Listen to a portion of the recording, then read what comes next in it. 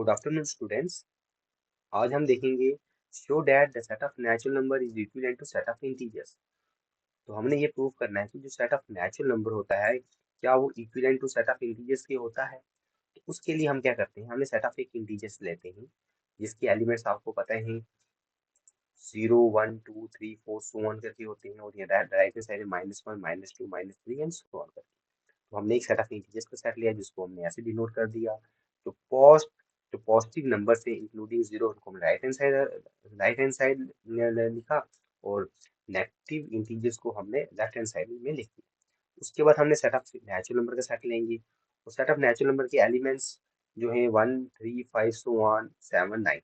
जो हमारे पास और नेचुरल नंबर है 1 3 5 7, उनको हमने इसके अकॉर्डिंग लिखा, यानी जीरो के सामने हमने 1 लिखा, 1 के आगे 3 लिखा। तो यानी जीरो से राइट हैंड साइड में हमने और नेचुरल नंबर लिखे, और लेफ्ट हैंड साइड में हमने इवन नंबर्स नेचुरल नंबर लिख दिए। और हमने क्या किया, हमने अब मैपिंग डिफाइन करनी है सेट ऑफ इंटीजर्स से लेकर सेट ऑफ नेचुरल नंबर तक।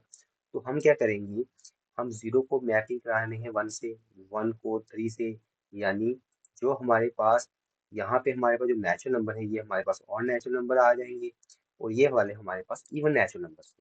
और ये वाला जो सेट है हमारा यहाँ पे राइट हैंड साइड में, यहाँ से बाद यहाँ से आगे वाला ये है z नॉट पॉजिटिव, यानी z 0 plus set of positive integers including zero. और ये वाला सेट आ गया हमारे पास set of negative integers including zero.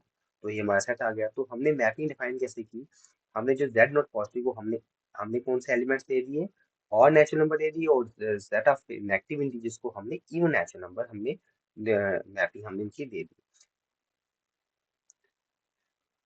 अगर x हमारे पास x belongs to z not positive होगा, तो हमारे पास जो मैपिंग आ रही है और नेचुरल नंबर की आ रही है, दैट मीन उस समय हमारे पास आ रहा है 2x+1।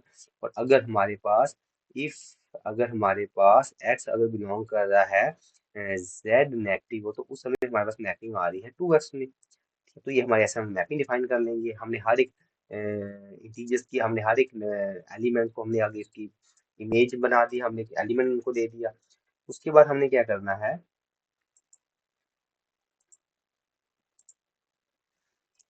तो अब हमने क्या करना है, हमने मैपिंग डिफाइन की है f from z to n by f of x is equal to 2x+1 and -2x।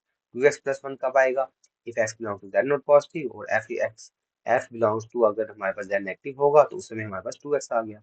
तो अब हमारा ये क्लेम है कि जो f है वो 1 1 और ऑन 2 है। अब हमने को नेक्स्ट हमने ये बताना है, दैट मीन्स हमने हर एक एलिमेंट की जो इंटीजर्स थे उसको आगे हमने इमेज दे दी, और हर एक एलिमेंट जो सेट ऑफ नेचुरल नंबर है उसकी एक पीछे प्री इमेज है। फॉर एग्जाम्पल, जैसे अगर हम आपसे अगर मैं आपसे पूछूं कि 107 की प्री इमेज क्या होगी, तो आपको पता है अगर 107 है तो इसमें 107 है, तो दैट मीन्स ये हमारे पास क्या होगा, ये हमारे पास और नेचुरल नंबर है। तो that means 2x+1, that means 2x+1 जो होगा वो होगा 107। तो यहाँ से हमारे पास x निकल जाएगा 106/2, यानी 53 आ जाएगा। तो दैट मीन्स के पीछे प्री इमेज 53 होगी। उसी तरीके से अगर यहाँ पे अगर हमारे पास पूछे कि 100 की प्री इमेज क्या है, तो आप बोलोगे 2x is equal to 100, that means x is equal to 100, x is equal 50 आ जाएगा। यानी यहाँ पे हमारे पास 100 अगर होगा तो इसकी प्री इमेज कितनी हो जाएगी, पीछे -50 हो जाएगी, क्योंकि -2x is equal to 100, that implies x is equal to -50 आ जाएगा। -50 उसमें x यहाँ हमारे पास -50 आ जाएगा, दैट इज हर एक एलिमेंट के पीछे प्री इमेज में होगी। तो हमने अब हमको ये बताना है कि क्लेम करना है कि f क्या है, 1 1 और ऑन।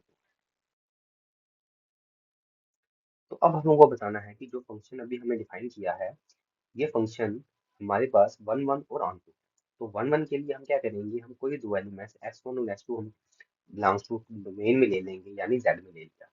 देन क्या होगा, टू केसेस अराइजेस में क्या होगा, अब हमने जब x1 और x2 लिया, हमने z में हम डोमेन में लिया, तब हमने z में लिया है, तो z के पास या तो एलिमेंट z पॉजिटिव में होंगे या z नेगेटिव होंगे, जैसे अभी हमने पीछे बताया। अगर क्या होगा, अगर दोनों एलिमेंट z नॉट पॉजिटिव में होंगे, सच दैट क्या होगा, fx1 इक्वल fx2 होगा, बिकॉज कंडीशन फर्स्ट की। तो अगर x1 और x2 दोनों z नॉट पॉजिटिव में हैं, लेकिन z नॉट पॉजिटिव में fx की वैल्यू 2x+1 है, तो उस केस में f ऑफ x1 अगर z नॉट पॉजिटिव में है तो fx1 की वैल्यू आ जाएगी 2x+1। Is equal to f x two की वैल्यू आ जाएगी 2x प्लस टू, तो 1 1 कैंसिल, 2 2 कैंसिल हो जाएगा, तो हमारे पास आ जाएगा x1 is equal to x2। तो देयरफॉर फंक्शन यहाँ पे क्या हो जाएगा हमारे पास 1 1। सेकंड केस क्या आ जाएगा, अगर x1 x2 जब z में थे, हो सकता है दोनों एलिमेंट z नोड में हो, वो फर्स्ट केस हो गया। हो सकता है दोनों एलिमेंट z नेगेटिव में हो, तो सेकंड केस में क्या होगा, if x1 and x2 belong to z negative, such that क्या आएगा, such that f of x1 is equal to f of x2, such that f of x1 is equal to f x2, that implies। लेकिन जब x1 z negative में था, उस समय fx की value है क्या है हमारे पास, fx1 की वैल्यू है -2x1, तो fx2 की वैल्यू आ जाएगी -2x, तो माइनस माइनस कैंसिल, 2 2 कैंसिल, हमारे पास आ जाएगा x1 is equal to x2। तो देयरफॉर क्या हो जाएगा हमारे पास f इज ए 1 1 फंक्शन यहाँ पे हमारा बन जाएगा। तो नेक्स्ट क्या कर बताना है हमने, अब हमको ये बताना है कि जो फंक्शन f है हमारा ऑन टू है। उससे पहले यहाँ पे हम ये भी बताएंगे कि थर्ड केस भी हमारा यहाँ पे राइज हो सकता था। थर्ड केस में क्या होगा, अगर हमारे पास, अगर क्या होगा थर्ड केस अगर हम देखें, तो केस थर्ड में हमारे पास क्या होगा, अगर हो सकता है जो x1 है वो बिलोंग करता है हमारे पास z नोट पॉजिटिव में, और जो x2 बिलोंग करता है, अगर क्या होगा इस, और x2 बिलोंग करता है z नेगेटिव में।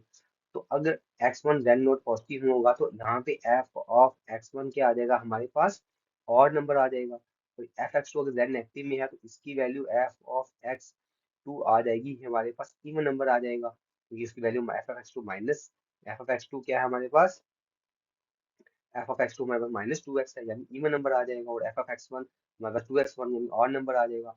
हालांकि जब वो सच दैट उसमें क्या होगा हमारे पास, F of x1 is not equal to F of x2 होगा, तो उसमें फंक्शन वैल्यू इक्वल नहीं होंगी। अगर फंक्शन वैल्यू इक्वल नहीं होंगी, तो हमने x1 इज प्लस टू को प्रूफ नहीं करना है। दैट मीन थर्ड केस जो होगा, उस केस में अगर ऐसी कंडीशन होगी, एक एलिमेंट z नॉट पॉजिटिव में होगा, अगर दूसरा एलिमेंट z नेगेटिव में होगा, उसमें this case third does not exist आ जाएगा, हमारे पास डज नॉट एग्जिस्ट आ जाएगा। ठीक है, तो यहाँ पे case third does not exist आ जाएगा।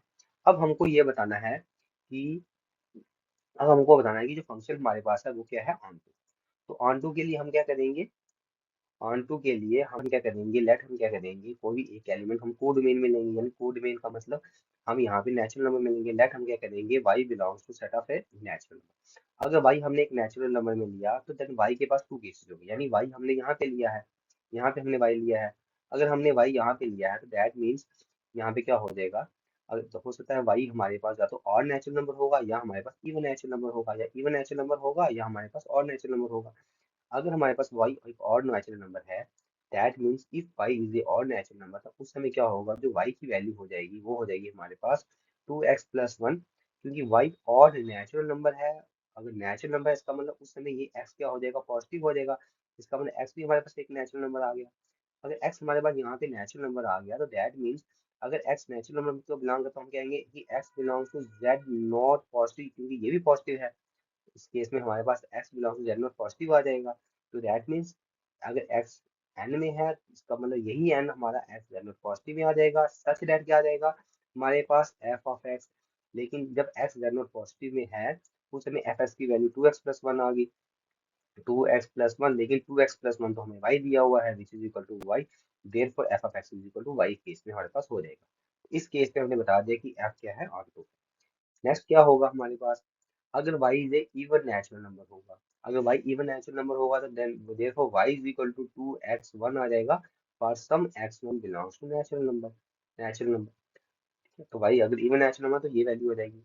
तो उस केस में हम क्या करेंगे, लेट क्या करते हैं, हम x is equal to -x1, क्योंकि अगर x1 नेचुरल नंबर है, तो माइनस लगा के ये क्या आ जाएगा, this belongs to z negative में आ जाएगा।